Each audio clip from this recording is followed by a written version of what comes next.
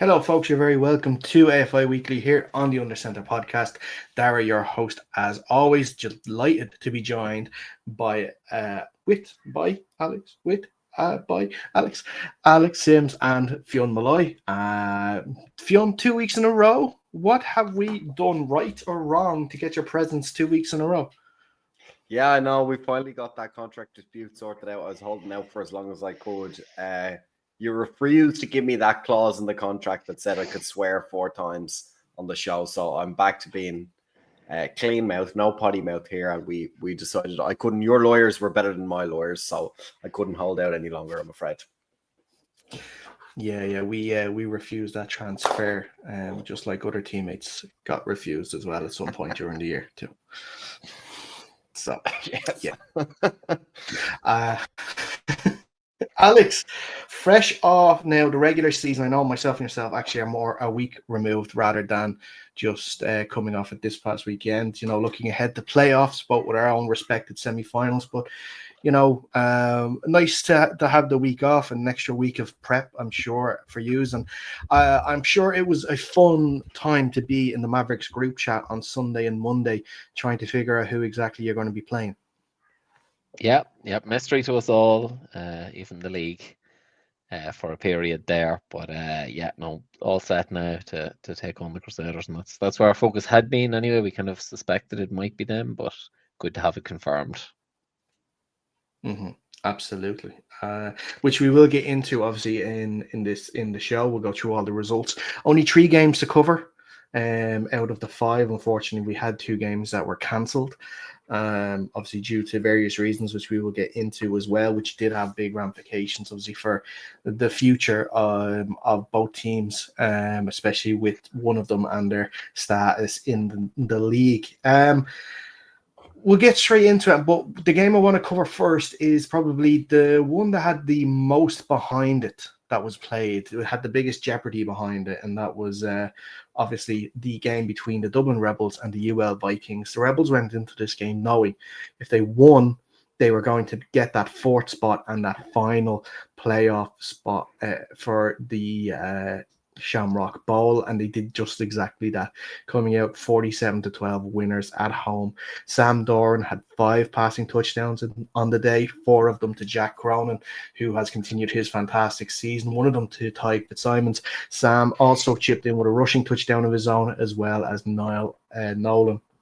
For UL, yeah, disappointing defeat to finish the season, but knowing they're safe is a successful season in their eyes, considering that the numbers issues they've had. Kieran Gilhill connected with Paddy Ryan for a touchdown, and Connor Kelly recovered a blocked punt from Chris O'Matney to get the other UL score in the game. But this game, of course, is all about the Rebels. They did what they had to do. They won the game. They're in 4th. They're going to go to the Trojans next week in the hope of beating them and making another Shamrock Bowl. And from where they started, Alex, I go to you first on this one. From where they started with that loss against UCD, and some people, and I'll include myself, I'll hold my hands up and include myself on that, and say I had doubts whether they'd even make the playoffs this year. A really, really satisfying end to the season for them. Yeah, 100%. I mean, I think we all sort of suspected they'd struggle a little bit more than they have in previous years with the departures that they've had. Obviously, the Johnsons and Ty being the kind of main ones, but they had lost other guys too. But they've really done well. Like, you have to give it to the coaches. The development that Sam Doran has undergone there in his first season as QB1 is pretty impressive. Like, he's regularly putting up multiple passing touchdowns per game. He's really lighting it up for the Rebels. So kudos to the coaches there. They clearly got him ready as the season went. It's never easy to start. They had UCD to start as well, the toughest game. Well, maybe the Trojans would have something to say about that, but one of the toughest games you could possibly face coming out of the gate. And yeah, so they struggled early, but obviously didn't panic, kept the head steady and believed that they had the talent there to push for the playoffs. And they'll be delighted now that they've made it in, and they'll, I'm fully sure that they'll back themselves to go up to Darramore and give the Trojans a hell of a game. Yeah, I think, to be honest, I think the end of the result was not a particularly big surprise, Dara. We spoke about that last week. I expected they'd be able to get the job done. I think they'll be quite pleased with how they got the job done. Lines them up for the playoffs now, coming in feeling good. As Alex said, Sam, plenty of good games now under his belt. He won't have any nerves, I don't think, in terms of the play style, and the offense as well seems to be humming whenever you're putting up 47 points. I think that's always bodes well. The Trojans have been in top form this week. It's a tough challenge, obviously, as the 4th seed going up to them. I think anyone who doesn't think the Trojans are favored is probably just a little bit jet lagged from the amount of domination we've had over the last couple of weeks, or the last couple of seasons. I mean, in the Premier Division, I think the Trojans are as good as any other undefeated season we've had over the last 3 or 4 years. So it's a hugely tall task to ask for, but I think the Rebels will be having a lot of good self-talk in that dressing room. As Alex said, they've really come good. They've shown that the robustness in the depth is beyond a couple of guys that they did lose, or a few guys that they lost. There's plenty of depth. There was plenty of youth, and they've shown that they've done a good job putting those pieces in play, and now they're reaping the rewards. So there was barely a blip. They've made the playoffs another season, despite the big changes. I think they'll be hugely pleased with that, and I think they will have their eyes on the Trojans despite the uphill battle that's ahead of them. Yeah, absolutely.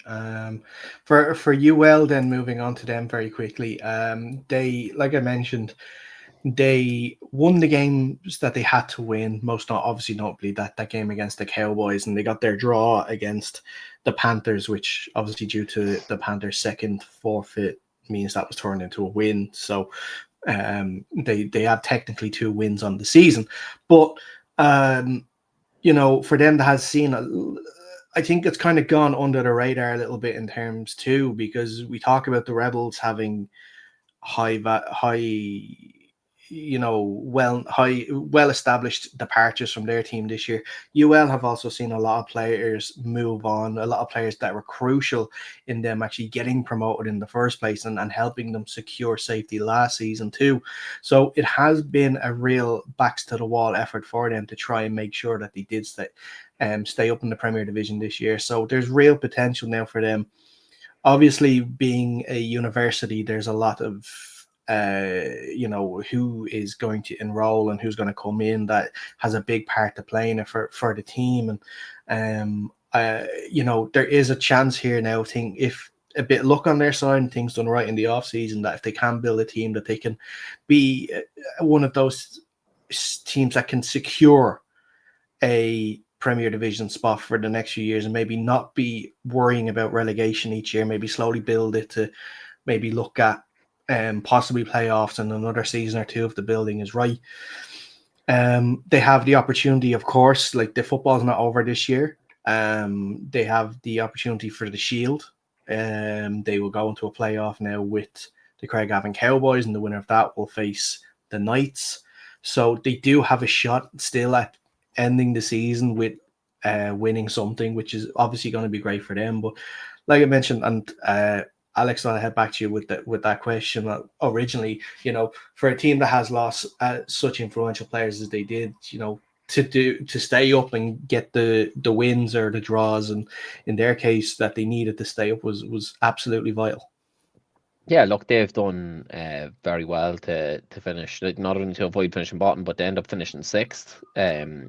Is pretty good from where they were when they started the season. I think we would have. How many games did they go without scoring a touchdown? Was it 5 or 6? I think if mid-season you would have been putting on a bet on who'd finish bottom, I think you probably would have plucked for the Vikings. So it's been pretty impressive of them to be able to avoid that bottom spot. And again, as I said, finishing 6th. They did the same last year.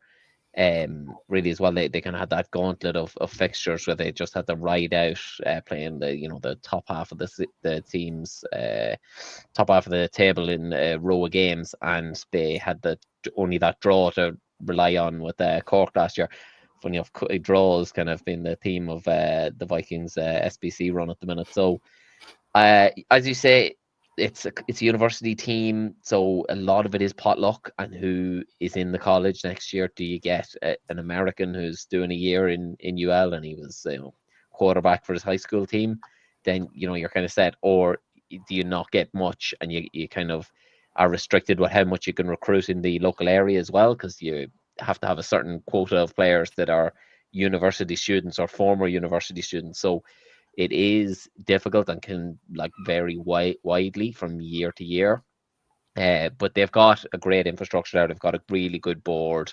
They also had some coaching departures this year, which would have made it difficult. But that coaching staff will now have a year of SBC football under their belt. They'll have made mistakes, then they'll be the first to admit it. But they'll take those as lessons, learn from it, and try come back next year and be better and be competing for playoffs maybe instead of looking over your shoulder for that relegation zone. So I'd be generally positive about the Vikings, I think. Yeah, look, overall. I think they've had a good season. Like you said, I think anytime they stay up off the bottom, that's a great achievement for them. It's a smaller squad and it seems to be more impacted by that kind of university setup than say UCD is. They're definitely more in the same boat as the old Trinity squad. But I think where I would be a little bit more pessimistic is maybe that conversation of playoffs. I do feel like they're still a long way off. I think the coaching staff will have gained a lot of experience from this year, as Alex said, but ultimately, unless they figure out a way to follow the UCD model and to keep the alumni close, keep the talent that you grow over the course of 2-3 years, it's always difficult. We've seen it even for UCD have kind of big swings in a couple of weeks, especially around exam season, where being a student-focused or a student-centered squad can be difficult. And look, up in UCD, you have a lot more chance where the lads are from around the area. I think UL, being as remote as it is, even the students that are from around that area, they could be coming from home 2-3 hours. So I think it's an extra challenge to try and increase the number of alumni and external players as they have. And ultimately, I really admire, and I think it's important in Ireland to have that diversity of clubs. I really like that kind of integrated university side, the fact that we have a couple of sides and we used to have even more. I think that's really cool, and it's an interesting wrinkle that we have. But I do think they've got to make sure that they stay realistic and that the whatever board they have in place there appreciates the unique challenges that they have and tries to figure out a way around it. So I encourage them to sit down and really maintain that effort level, because it is going to be a challenge every season to make it to the bowl. And I think at the start, they're going to have to focus on Shield playoffs. I think that's a great thing for them to aim at. And I'd be a little bit less sure that in a kind of a short 2-3 year term that the playoffs are on the horizon. But I think the lads should take a tremendous amount of pride. It's not easy to come in. It's not easy to play with such a limited experience level within the squad. They do a great job. They play tough football. It's not always pretty football. It's not always high scoring football, but it's always tough football. So I admire them for that. And I think I encourage them to kind of stick at it and come up with new and innovative ways to promote the game there in the university. Yeah. Yeah, and if you're watching YouTube at the moment, I'll pop a question in the chat. Who do you think will win the Shield and Plate games this season? So let us know in the comments there, and we'll post a few of them as we go along. The other game in the Premier Division to have a chat about is the game up in Craigavon Cowboys 0, UCD 52. UCD sort of kind of get back on a good footing in terms of getting their offense back on track. The defense pitching a shutout, after a couple of below par performances from the team, and they'd be the first to say that as well. Scoring wise, Aaron Mooney had 2 passing touchdowns on the day. He connected with Stu Wiley and Alex Kuzmarek. Tom McAniff had a day of his own with 4 rushing touchdowns. Alex Kuzmarek also had a rushing touchdown. Stu had 2 receiving 2-point conversions. Alex had a rushing 2-point conversion, and Tom McAniff, as well as his 4 rushing touchdowns, had 2 rushing 2-point conversions. On the defensive side of things, there were interceptions on the day for Eddie Goggins Jr., Michael Harvey, Thomas Fitzgerald. There was forced fumbles fumbles from Thomas Fitzgerald as well. Hugh O'Connor popped in with a strip sack. And fumble recoveries, 2 for Leo Downs and 1 for Liam Butler. Good for UCD to get back on track ahead of the playoffs against a tough Cork Admirals team that seemed to be peaking just at the right time, and especially with the 2 Kennedy brothers running the ball as well as they are at the moment. It's vital for the defense to pitch a shutout and try and gain some confidence before that game, and also for a Cork defense that has been quite stout all year and hasn't given away much points other than their game against UCD in the regular season, which I think in the first half was quite close. The second half was the one that kind of got away from them, if I remember correctly. But if you're on you first on this one, good for UCD to get back on track, obviously finish the season on a high and on a winning note to finish 7-1, but also score points, not concede points, kind of ideal.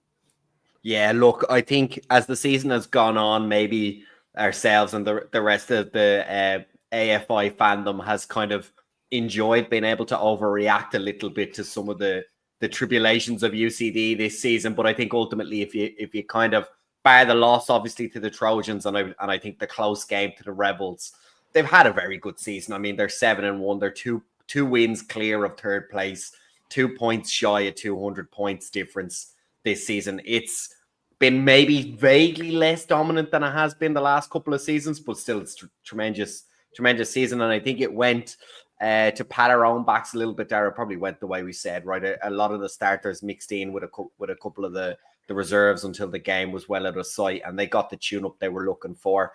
I don't think they'll be particularly nervous about that little, I don't even want to call it a dip, maybe a wobble there, that 2-game stretch I mentioned. I think they'll feel they're fully back on track now. And look, I think they'll be taking a lot of confidence from the regular season game. I think it still stacks the deck in their favor. I think the Admirals, in my opinion, will still be significant underdogs in that game, and I think UCD will be, in my opinion, the favorites to make it into the ball game. Yeah, as Fionn said, think it was just it was a tune-up, really. I mean, there's not probably a whole lot they're going to take from this game.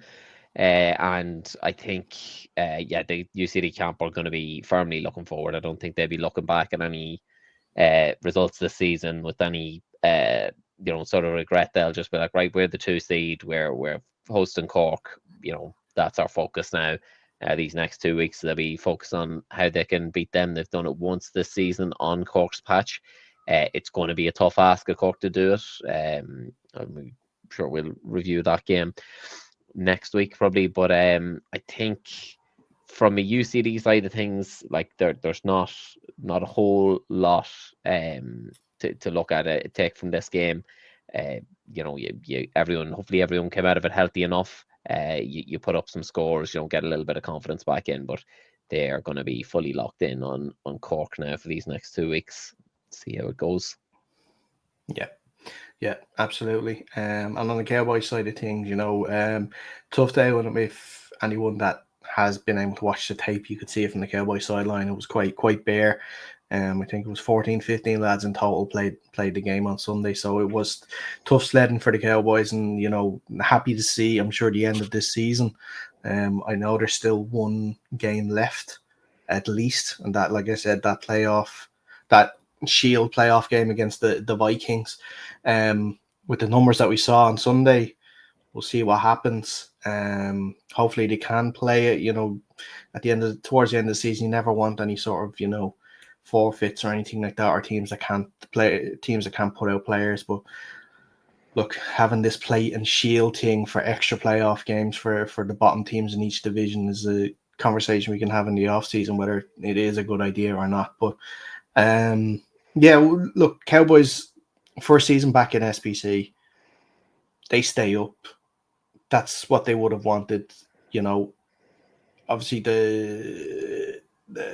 the performances of sort of, especially on offense, didn't hit the heights they did last year. Obviously, you're talking about a big jump from Division 1 to Premier Division anyway. And it doesn't help when you sort of lose such vital players like they've missed Peter and Sunshine this year. And So it's been tough for the guys, and I'm sure like what I said with UL, now they can build the off season. Now these guys, now with the Cowboys obviously not being tied to a university, they can go and recruit hard in this off season, and hopefully you will see them back next year with a bigger squad and a lot more competitive in SBC, and I'm sure that's what they'll be looking forward to. We'll go to the last game on the Premier Division. This was a game that actually never happened. The Belfast Trojans finished their season with a 30-0 forfeit win against the South Dublin Panthers. The Panthers, unfortunately, were not able to send up a team to Belfast to take on the Trojans, didn't have the players, and said that they weren't able to play the game. Obviously, 2 forfeits automatically relegates them and automatically turns all their games into 30-0 wins for the teams. You know, a really disappointing end to the Panthers season. And, you know, for the Panthers now, and Fionn, because obviously you're an ex-Panther, I'll go to you first on this one. Probably the biggest off-season in the club's history here now to try and get things back on track in Division 1 now next year to try and go straight back up into the Premier Division. Yeah, look, I think it's going to be interesting to see what mindset the board takes. Obviously, a tremendously successful club outside of the kidded game, so there's a lot of experience there, and I think it'll be about what they set themselves as the target. As you said, I think, look, given how the season ends, I think when the numbers dip to a certain level, I think that's always a little bit dangerous. It's always difficult to pull in new players, and then also having the dip, I think it makes the recruitment pitch to maybe some of the club legends that you can get back every now and then makes that recruitment pitch a little bit harder. I think the Premier Division football is always a nice draw for those lads, especially if you can show some talent. I'd be nervous, I think, in my own opinion, that the flag, particularly the focus on the national team flag, and obviously, understandably, with the Olympics and stuff coming up, there's a huge focus within the sport on flag at the moment, and within the kind of the athlete talent pool that we have as well. So, look, I think in particular that seemed to hurt the Panthers' kidded starters quite hard. There's always a bit of atrophy every season for each of these squads, so that hasn't helped. But yeah, I don't know. I don't want to speak for the club. Obviously, I'm not involved anymore. I hadn't been all season. I got out quite early in the preseason, so I don't want to imply or suggest that I have any particular insight. I think anytime it's kind of 2 forfeits, it's limp into the season. Obviously, the guy we spoke last week, this is no knock on any of the lads that are still around. It's really tough. Me and yourself, Dara, have played in these situations before of extremely low numbers, and we've had to make the call as well where seasons aren't going to be able to participate in. So that's really difficult. I personally, I think just get as many players as you can. Don't necessarily make immediate promotion the goal. It's going to have to go and play competitive football, make sure the venue's in good state, make sure the finances are in good state, and make sure you've got enough players. Maybe focus on the youth team as well. Who can you bring across into the senior kidded team, and focus on getting all 8 games in, good competitive games, and get the recruitment well, just bodies first. Then the talent will come, and hopefully then you can kind of, as the flag football continues, you can maybe try and lure some of that talent. Because again, I don't think it can be understated. It's not just the bodies that left, the level of talent that left was particularly significant as well. And so that's always going to impact the squad. So that's how I see it. But again, I don't want to speak for the board. They may well be targeting immediate repromotion. But look, we've seen there's hugely talented teams in Division 1. The Cowboys have managed to stay up this year. The Limerick have done well to stay up the last 2 years. So it's extremely difficult to do that. I don't think they should take for granted that just because you're the relegated Premier League side, that doesn't mean you get automatic first dibs at qualifying next year back again. It's a much more competitive atmosphere in Division 1 now, as Alex can attest to. Yeah, look, we never like to see forfeits happening. We had done pretty well in the season so far, up to a point with not having forfeits, but they do happen in the league. And I believe the Panthers make every effort to play and we're talking about like padding up lads who hadn't played for a while or were still recovering from injury, and the decision was made, whether it be by the board or the coach, to not play it due to player safety reasons. And you understand that you don't want to see lads getting injured because you're trying to limp out a season either. It's just fair enough.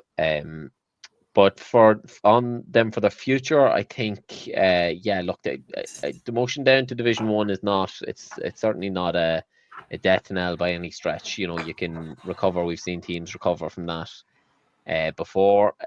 The Panthers kind of have the added bonus of they are a well-known team, like a fairly recognizable brand with the success of their flag team, both mixed and female. They do have a bit of a brand name and a good following on social media, so that should make the recruitment part of things easier. They're also in Dublin, a massive catchment area for footballers. Now there is two other teams in Dublin that are quite strong as well, so they will be in a competing with those, but I still think there's probably enough meat on the bone there for the Panthers to stay alive, which is obviously what everyone wants to see. Nobody wants to see a team go down, but I think the key things to sort has got to be, I think, just communication levels with the sort of direction they're going in.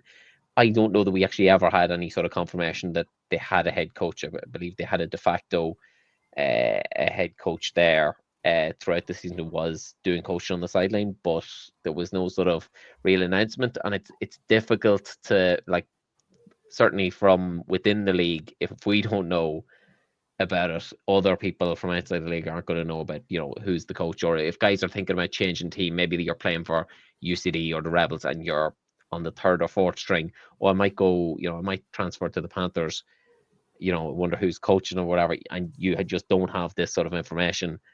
I think it makes you less likely to want to jump to that ship. And as Fionn said, when they were already struggling as much as they were, you're not really going to leap from a team like the Rebels, who are competing for a playoff spot, or UCD, who are one of the top teams in the nation. Maybe you don't want to make that leap because you don't know what's there, what's behind the sort of mystery door.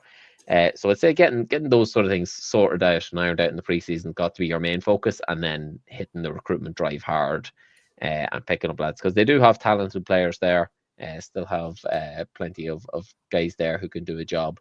And you never know, like the likes of the Matty O'Mara's and Finn Kearns may be back to play next year for them, or in the future. You never know. But I'd say we all wish them the best of luck with their not recovery, but with their onward battle. Yeah, exactly. Let's move on then. I don't think there's much more we can say then about that game. The Trojans, we've talked ad nauseum about them this year. They've been absolutely fantastic. 8-0 season. I think their first ever 8-0 season in club history, which is absolutely fantastic for them. They go into the playoffs on such a rich vein of form. They will believe that they can win the lot, considering that obviously they've beaten every team this year, so they have evidence to prove that they can beat anyone. So we'll see what happens then next week. We'll look ahead to it a little more next week when they do face the Rebels, and we'll preview that game as well with every Heart Bowl and Shamrock Bowl playoff game next week for sure. Moving on to Division 1, let's start with well, I don't know, lads. Do you want to start with the game that happened or the game that didn't happen? I guess the game that happened. The game that happened, something to talk about. Okay. The Wexford Eagles went up to Armoy to face the Causeway Giants, looking for a win that could potentially put them into the playoffs. Well, we didn't think that, but stay with me if you haven't been up to date with what's been going on the last few days. So they went up and they did what they had to do. They won. They beat the Giants by 30 points to 6. Scoring wise, before we get into the nitty gritty. Kristen White connected with Ruin Austin for the Giants' sole score. On the Eagles side of things, Doran Trainer had a rushing touchdown and a rushing 2-point run. Terry Carey had a rushing touchdown and a 2-point run, and then Trevor Smith had 2 rushing touchdowns and a 2-point run as well to cap off all the scoring for the Eagles. So the Eagles win on Sunday. They are 4-4. They're also tied with the Kildare Crusaders, who we'll get into in a minute, because of their win the previous day, are also 4-4. So both teams are believed to be on the same points. The Eagles have the head-to-head record over the Kildare Crusaders, but we have to go all the way back to Easter weekend, the 19th of April, I believe it was, wasn't it, Alex? Yeah, it was indeed, yeah. Where the game between the Eagles and the Mavericks was called off due to bad weather. I believe, Alex, you might be better to give the info on this part, but various dates, I believe, were agreed between yourself, or were proposed, I should say, by yourselves in the league to play the game. None of which either fit in with the Eagles' schedule or were agreed upon with the Eagles. Am I right in saying the Eagles then agreed to give you the win on that game? So technically, by league bylaws, that would mean it was a 30-0 victory to the Mavericks, which technically goes down as a forfeit. When you forfeit, obviously you lose a point. And that also, crucially, is the sort of deciding factor in a head-to-head between any teams. So that takes precedent over whether or not that team has beaten the other team they're in a tiebreaker, which the Eagles obviously beat the Crusaders. So the Eagles being 4-4, the Crusaders being 4-4, but due to that game being a forfeit, that meant that the Eagles, which this, by the way, was only cleared up this morning, wasn't it? Yeah, it was this morning the email came through. That the Eagles, due to that forfeit, do not have the head-to-head over the Crusaders anymore, which means they finish 5th, which means they will miss out on the Hart Bowl playoffs. Instead, will be in the plate playoffs. They will face the 8th seed team, which is the Causeway Giants, the team they just faced. This time will be in Gorey. So, Alex, it's been an interesting few days. Yeah, I believe that the big complication as well from the Eagles is that the Eagles believed that they were told that taking the forfeit against us would not affect their postseason standing. So I don't know if they were actually deducted a point or not for the forfeit officially by the league, but certainly if both teams were on 8 points, the Eagles had a forfeit against them. Technically, even if for whatever reason the league decided not to deduct them a point, they were behind on the tiebreaker there. So that's how Kildare got in. It's an unfortunate one for it to go down like this. The way the schedule worked was crazy with us and the Eagles. Every week we played, they were off. Every week they played, we were off. So there was not a weekend. I think the following weekend after the game was postponed was the Celtic Bowl weekend. We were able to play then, but I think the Eagles, whether it was the pitch or an ambulance or player wise, they weren't able to play at that game. And given that was the next available date to play for weather affected games in the bylaws, if a game is called off due to weather, it should be played the next available date, which would have been that weekend. So I think it should have probably been called at that point a forfeit, and it would have all been cleared up. But obviously, the league wanted to have all the games played, so we kind of suggested other dates. I think we were even potentially going to play them the same weekend we played the Stags and play a Saturday, Sunday, if the league would allow it. But again, I don't think that suited the Eagles at the time. So I think it was at that point where we were awarded the 30-0 win. And yeah, but it was still not super clear to anyone who was going or how that was going to affect the Eagles at the end of the season.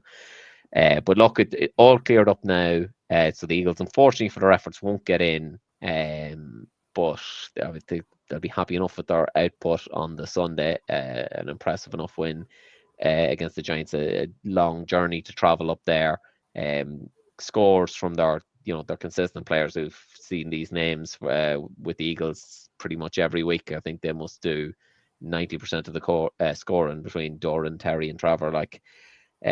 So they've got a real core of an offense there. They've done well this season. I think they probably will rue a couple of close games. I think they ran the Minotaurs very close, and that game, if they could have managed to get a win there, would have swung it for them. Did they play ye close, Dara? I can't remember what the score of your game was against the Eagles. With the Eagles, 27-0. Okay, so it wasn't close there, but they ran the Minotaurs close. They probably had really unlucky to not pip the win there and squeeze in, but they've built they've got a good offense there with guys who can score, and I think they'll be in okay position. The numbers started to get low toward the end of the season, so recruitment is going to be another key one. Again, it's a key for every team basically every team that didn't make the playoffs that really needs to hit recruitment, and even some teams that did.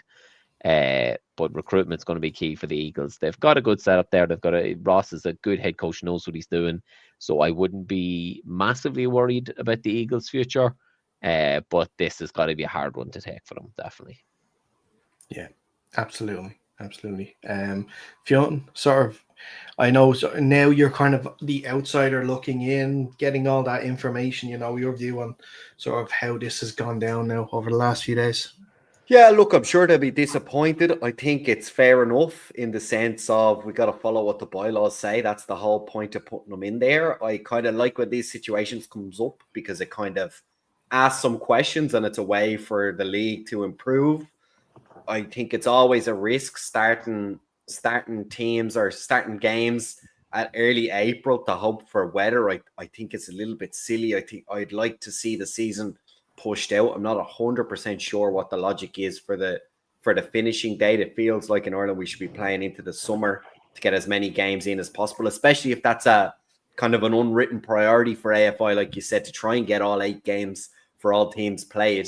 If that's a priority, it seems like a logical one to push out the season. Also, maybe time to look at whether or not they can put in a reserve weekend where kind of this weekend is free for rescheduled games. And if you've got multiple rescheduled games, then something needs to be looked at in terms of pitch availability or whatever and avoiding forfeits. But if they're weather delayed, especially if we're kicking off first weekend of April, I think it's naive to think there won't be weather delayed games. And it's maybe something we should first look at weekend in of terms March, of not even April. Yeah. March even, So they have had that in the past, but that's sort of been replaced by the Shield and Plate playoffs.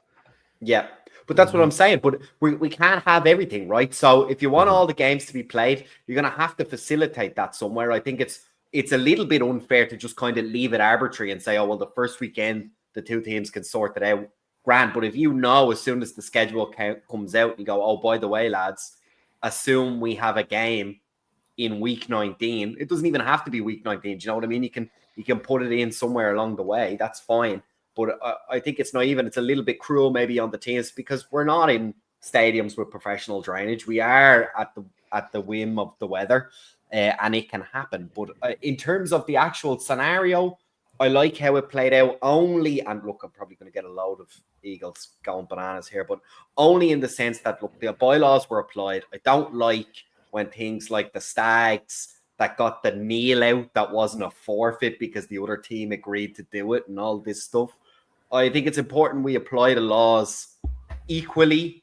As Alex said, the bylaw says it's the first available weekend. It must be played there. Otherwise, it has to be taken as a forfeit by the team who couldn't reschedule it. So in that sense, I'm happy. Look, that's what the bylaws are for. If we're not happy with them, we need to take it up in the off season when it doesn't impact anybody, get unanimous voting and get a system in that works for everyone. But the reality is I don't like when things are argued on a case-by-case basis. I think that's the whole definition of the bylaws, as the whole point of having them there. So in that way, I'm glad how it shaked out. But look, I think it's important. I think it's logical to have a kind of a reserve weekend in there for rescheduled games.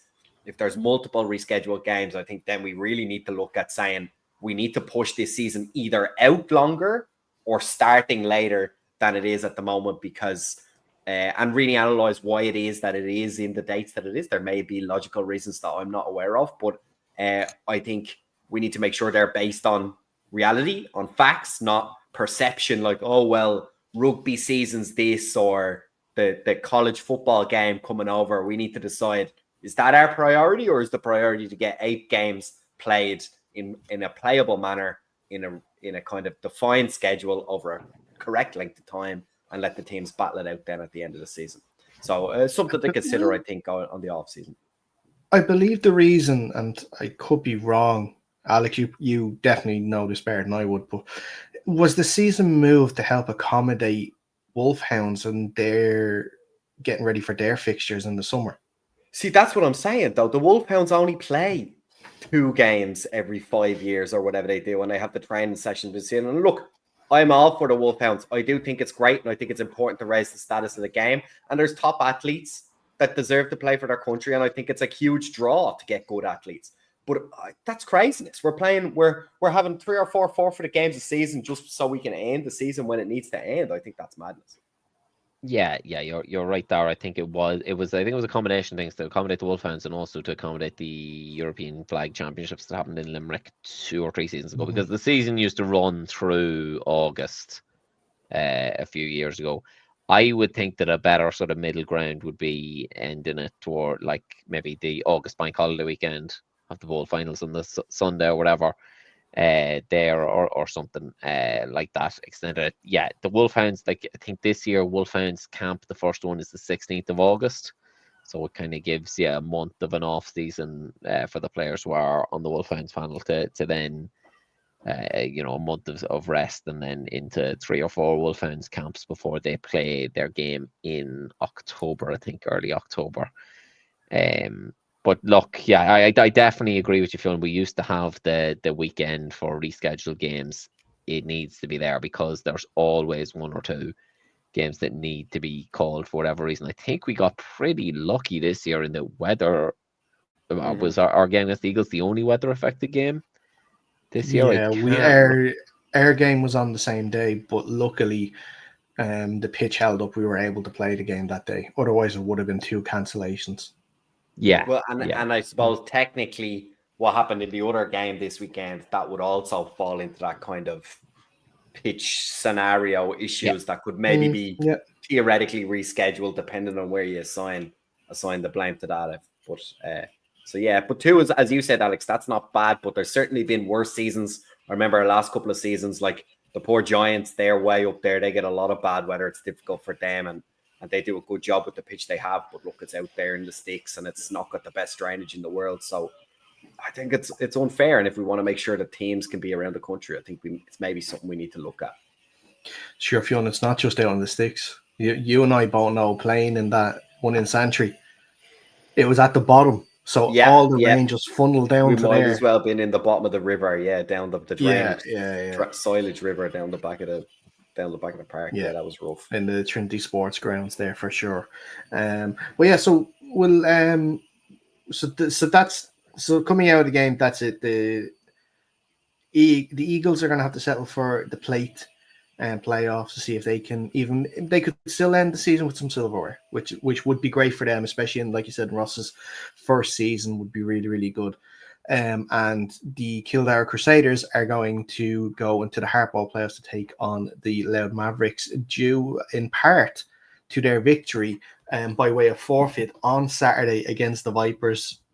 Fionn, me and you hyped up these scenarios so much last week about if this team wins or this team loses, this is what could happen. And it was all over before it could really start.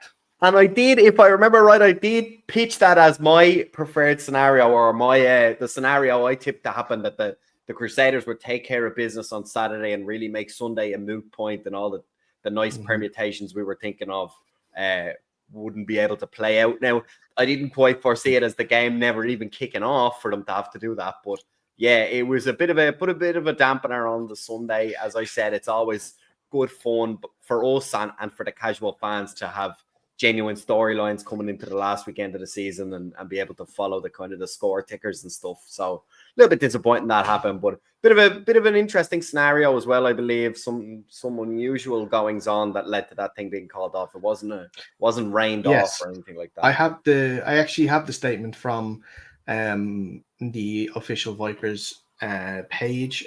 Due to unforeseen circumstances involving the Vale Centre, we are unable to access our essential equipment, including the pitch liner, chains, and other necessary game day items required to safely host today's game. We are working with the Vale Centre to resolve this issue as quickly as possible.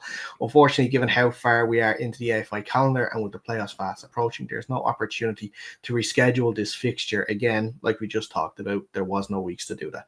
As a result, we regret to inform you that today's game against the Kildare Crusaders has been cancelled. We sincerely apologise for the inconvenience and appreciate your understanding. Further updates will be shared as needed. Yeah, so like you mentioned, it takes me back, Fionn, do you remember, I think it was the last full season of the Pirates where we started out at home to the Eagles and the game wasn't played for something that had nothing to do with football. The ambulance just not showing up on the day and kind of really halted and stopped any momentum we had going into the game, and which was so unfortunate. And it's especially sucks for guys, they've spent so long getting ready for their a lot of guys' first game ever playing American football, and for something that is beyond their control. And in the Vipers case here as well, something that's beyond their control, not being able to access their own home ground, it's an absolute killer. And especially, like we mentioned, when there was a game on the line here where they could potentially break into the top four. Yeah. And look, again, I'm going to go back and say, look, really disappointing for the Vipers, really disappointing for the Crusaders as well. I'm sure at least they got enough notice that I don't know, did they travel? I don't think they did. I seem to remember the notice coming out prior to Saturday, so they would have not had to travel. Or was it on Saturday? Were both teams there, Dara, do you know? They didn't travel up there. They were obviously told beforehand.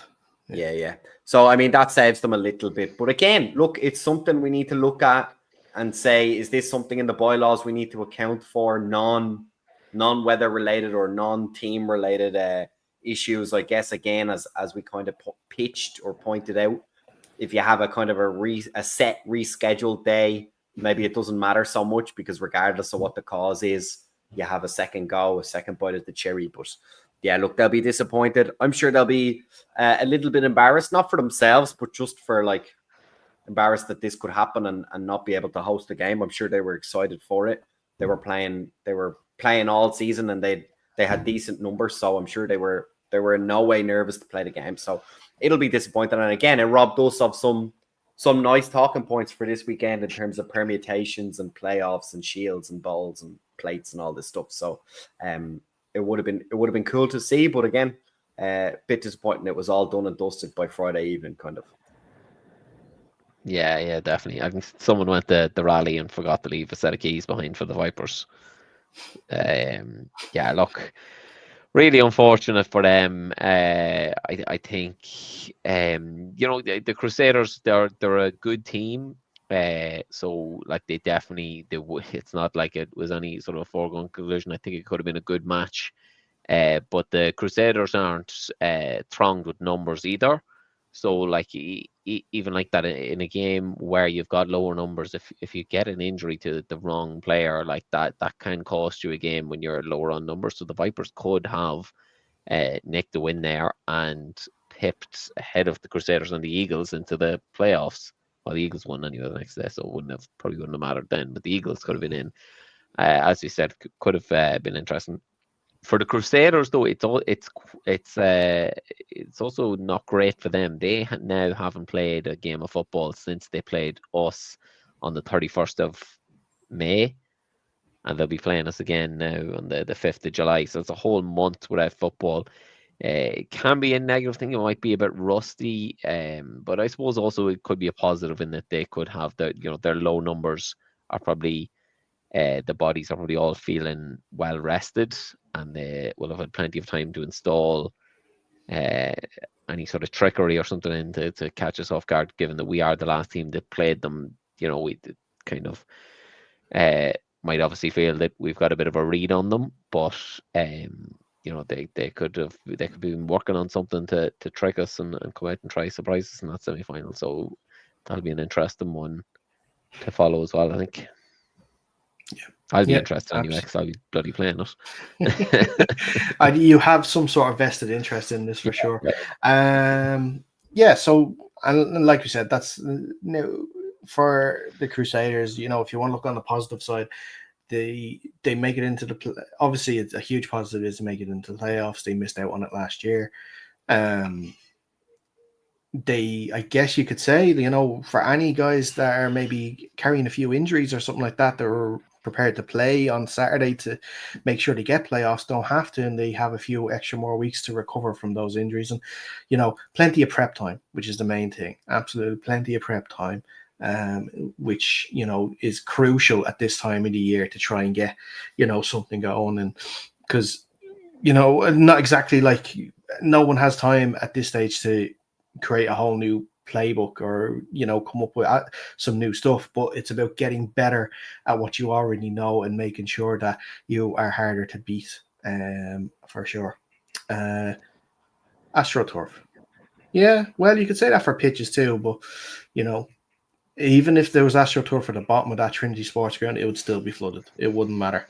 There was no keeping water out of that thing. Fiona, you're on mute. So I am.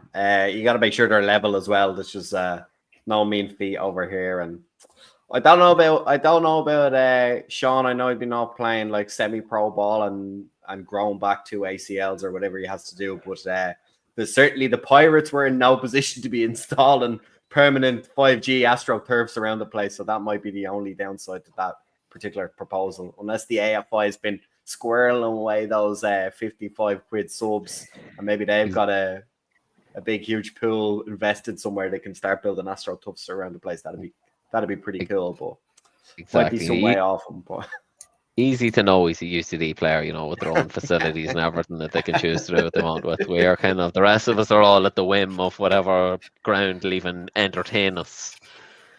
For some of us, we've had to leave the county that we're in and named after to play games. I'm surprised his moonlighting as a Rhinos coach didn't show him the real nitty-gritty end of football reality. He's been in Castleknock College.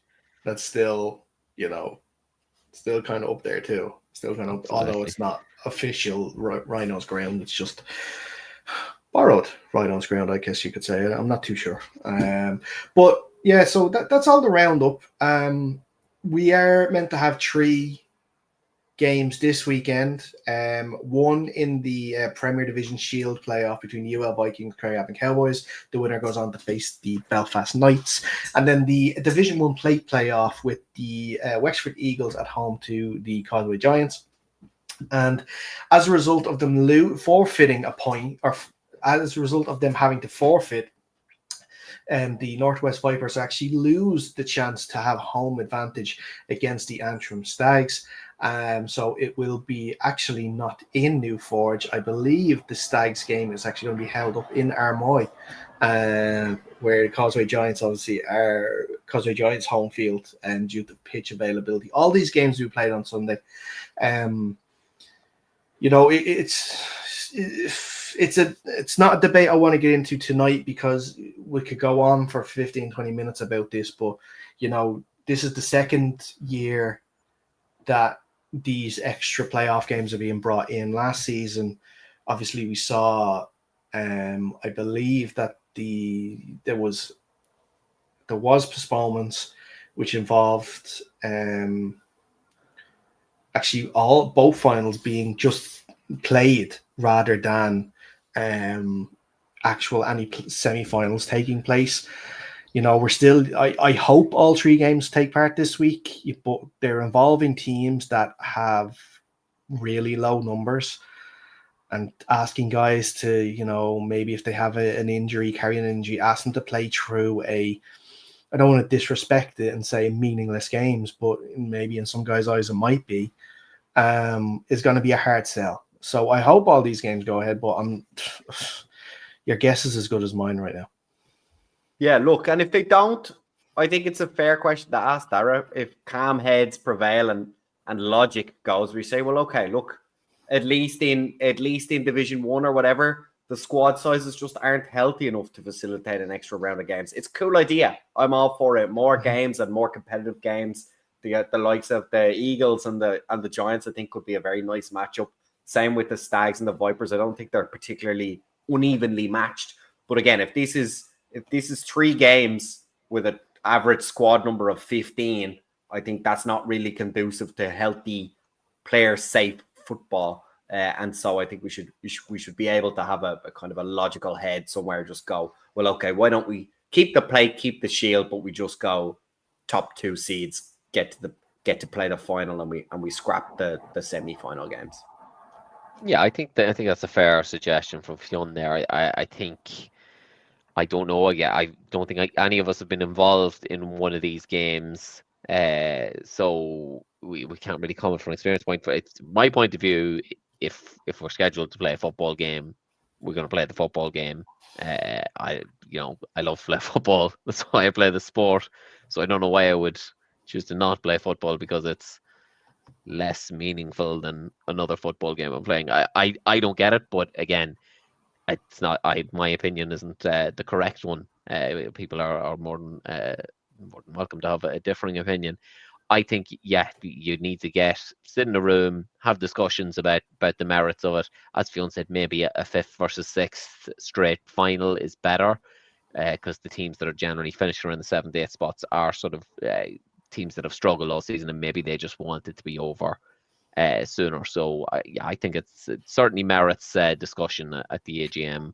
I think this year it'll be interesting to see what teams that have experienced it have to say about playing in these games. Oh, I'm sure the AGM is going to be a barrel of laughs this year, like every year for sure.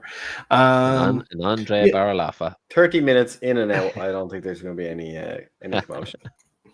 Yeah, of course. Yeah, I don't know which ones you've gone to before, but they definitely haven't been 30 minutes. No. Right. Probably intros are 30 minutes, I bet. But I think, lads, we'll go on the basis that these games are going ahead. Quick one-word answers. Shield playoff first. Who is going to face the Knights, the Vikings or the Cowboys? Vikings. Yeah, Vikings home advantage. It's a long way for Craig having travel. That's far too many words. Sorry, Dara. And he keeps going. Yeah, Vikings. Playoff games. First up, Eagles against Giants. Eagles. We just saw it, Eagles. Exactly. Similar reasoning to Alex's one for the Shield. It's a long way to go for the Giants. Especially with a patched up squad. It's going to be a tough ask. Then the final one, Stags against Vipers. I can't believe that this would be the most intriguing fixture as well of the week. None against both teams. It's just none against both teams, but just the way their season has gone, because I think they played each other twice this year. Have they? No, have they? No. Don't know, actually. They have. Yes, they have, because both teams have a win on each other. Yeah. Well, I think the best news for the Vipers is it's not at home, so they don't need to open the gates. I'm going to take the Vipers. I think the Stags might be up for this more than the Vipers. Kind of season fizzled out with the forfeit, so whereas the Stags, they got a win. They're a new team. I think they'll be more up for it than the Vipers, and I give them the edge. I'm going to go with Vipers, and now I have no prior knowledge of this, but the game is on Sunday. I think the South African boys are available to play Sundays and not available to play Saturday. Controversial. So if that's the case, and if my methods of deduction are correct, I think that they could do the job. So then it'll be Yeah, well, listen, not just your average bear, Watson. But yeah, so a Vipers Eagles plate final. Not just your average with bear the- watching, your average boar watching. South Africans, the boars. Yeah. Nice. And then Vikings against Knights. So yeah, some good games there. Some interesting That's games. why we're It's the a chance intellectual podcast. Well, we went up a level when you came back, Phil, because Thanks. we've been down here. Yeah, Trying with I me, know. just down here. We're in the basement. We're at the basement.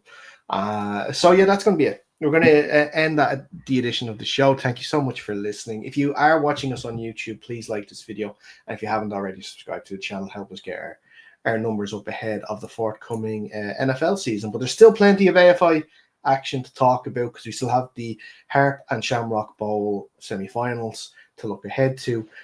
We will also obviously look ahead to the Harp Bowl and the Shamrock Bowl too, as well in the coming weeks. Before we go as well, and make sure if you haven't already to head over to Instagram at UnderCenterPod. That is where you will find us, and that is where you will find all of our latest updates around the AFI and stuff like that this season. It's been an absolutely fantastic year in terms of interactions and engagement with everyone involved in AFI or who's interested in AFI. The numbers are the best they've ever been. Appreciate every single one of you guys that have either liked, followed, shared, fucking commented, told me I've done something wrong. Because I do a lot of things wrong. I always get dates wrong and stuff like that. It's been a fantastic season so far. We're going to obviously end it with a bang when it comes to the Harp Bowl and Shamrock Bowl. But still, stay tuned for the next few weeks while we lead up to that too. But Fionn, Alex, as always, guys, thank you so much. It's been a pleasure. Cheers. Just thinking of talking of pointing out things that you've done wrong. Let's shout out our sponsors, Rain Rocks. Thank you very much. It would not be a show if I did not shout out Rain Rocks Web Designs. They are the team behind UCP.ie. That is where you'll see the latest tables.